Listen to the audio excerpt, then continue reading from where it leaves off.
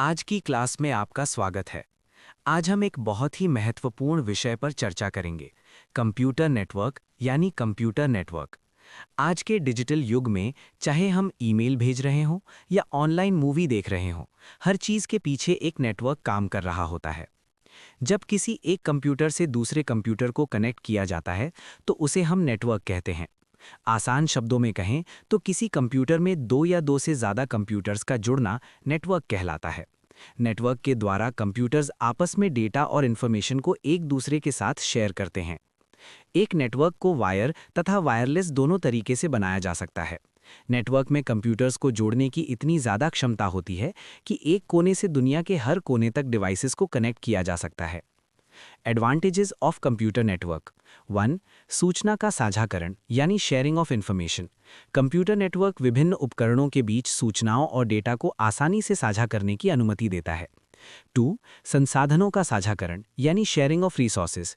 ये printers, servers और अन्य हार्डवेयर संसाधनों को कई उपयोगकर्ताओं के बीच साझा करने की सुविधा देता है, जिससे लागत में कमी आती है। 3. स्टोरेज दक्षता यानी स्टोरेज एफिशिएंसी।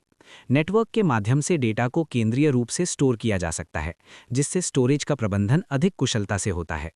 4. समय पर संचार यानी टाइमली कम्युनिकेशन। ये उपयोगकर्ताओं के बीच त्वरित और प्रभावी संचार सुनिश्चित करता है, जिससे जानकारी का आदान प्रदान बहुत तेजी से होता है। 5. हार्डवेयर और डेटा विनिमय। नेटवर्क से जुड़े कंप्यूटर और पेरिफेरल डिवाइसेस आपस में डेटा और हार्डवेयर संसाधनों का सुचारू रूप से आदान प्रदान कर सकते हैं। Types of computer network. Computer network का मुख्य उद्देश्य सूचनाओं का साझाकरण और संसाधनों का कुशल उपयोग करना है।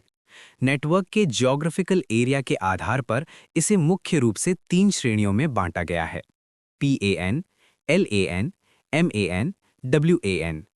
1. PAN personal area network. ये कंप्यूटर का सबसे छोटा नेटवर्क है।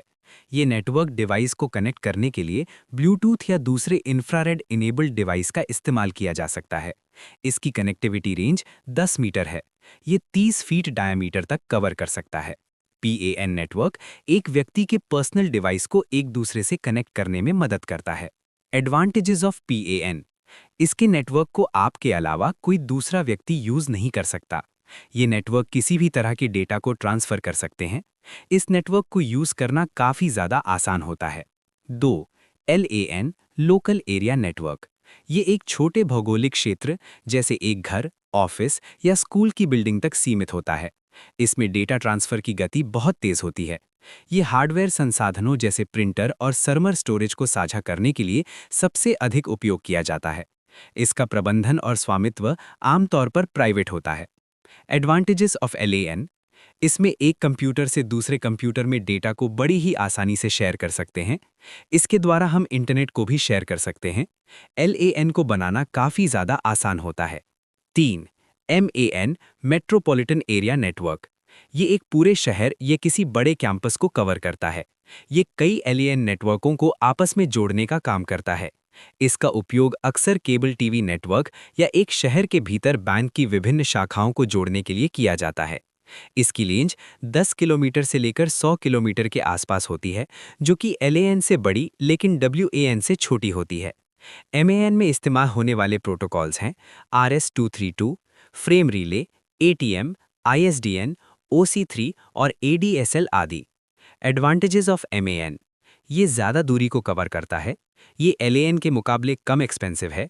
इस नेटवर्क की स्पीड काफ़ी ज़्यादा अच्छी होती है। इसमें आपको सिक्योरिटी काफ़ी अच्छी मिलती है। 4.